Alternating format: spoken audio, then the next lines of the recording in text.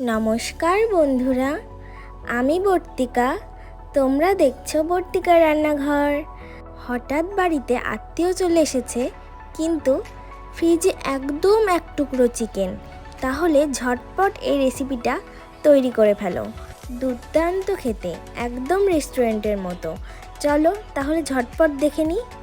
উপকরণে রয়েছে সাদা তেল, গরম মশলা গুঁড়ো, কাশ্মীরি লঙ্কার গুঁড়ো, বিট লবণ, বেসন, গোলমরিচ গুঁড়ো, ধনে গুঁড়ো, জিরে গুঁড়ো, লবণ, হলুদ, চিকেন, আদা, কাঁচা লঙ্কা, দুটো ছোট সাইজের পেঁয়াজ কুচি, লেবু, পুদিনা পাতা কুচি, ধনে পাতা কুচি।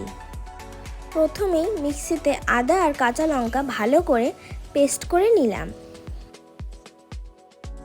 এবার ওই টুকরো করা চিকেনটাও মিক্সিতে ভালো করে পেস্ট করে নেব।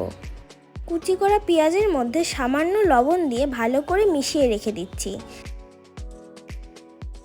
কড়াইটা ভালো করে গরম করে অল্প বেসন নাড়াচাড়া করে নিচ্ছি 2-3 মিনিটের জন্য। যখন সুন্দর একটা গন্ধ বের হয়ে আসবে তখন নামিয়ে নেব। চিকেনের পেস্টটা দিয়ে দিচ্ছি।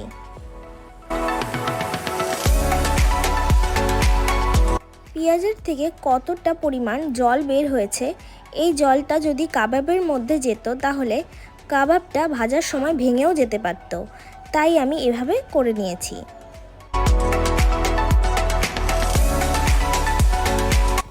দুই চামচ আদা কাঁচা লঙ্কার পেস্ট দিয়ে দিলাম। ধনেপাতা কুচি, পুদিনা পাতা কুচি, লেবুর রস,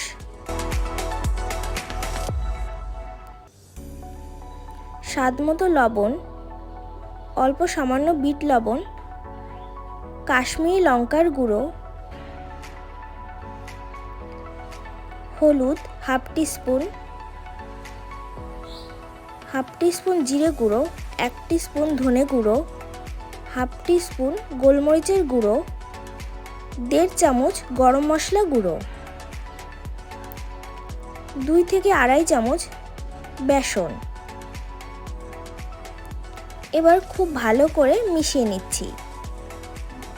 মেশানোর পর ঢাকা দিয়ে রাখবো আধ ঘন্টা থেকে 1 ঘন্টার জন্য। 1 ঘন্টা পর হাতে একটু সামান্য সাদা তেল মাখিয়ে নিলাম, যাতে কাবাবটা তৈরি করার সময় হাতে লেগে না যায়। হাতের সাহায্যে গোল গোল করে আমি আকার দিয়ে নিচ্ছি।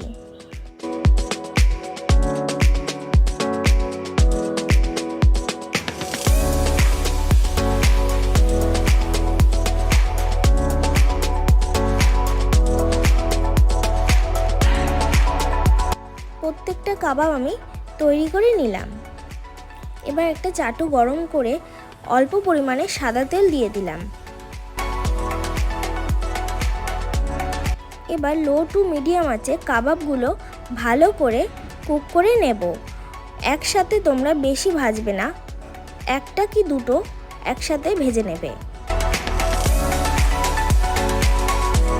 এক পাশটা হয়ে যাওয়ার পর অপর পাশটাও ভালো করে ভেজে নিচ্ছি।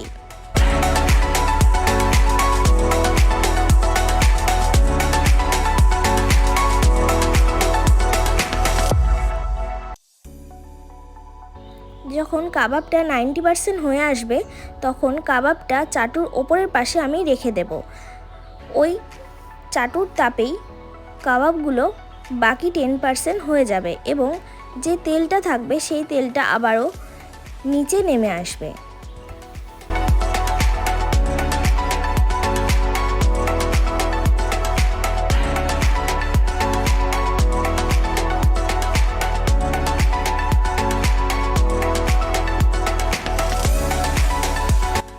এইভাবেই আমি প্রত্যেকটা কাবাব ভালো করে ভেজে নিয়েছি। তাহলে চলো চটপট একটা চাটনির রেসিপি তোমাদের সাথে শেয়ার করে নিয়ে নিয়েছি ধনেপাতা, পুদিনা পাতা, আদা, 2-3 কোয়া রসুন, কাঁচা লঙ্কা, লেবু, বিট লবণ, এমনি সাদা লবণ আর টক দই।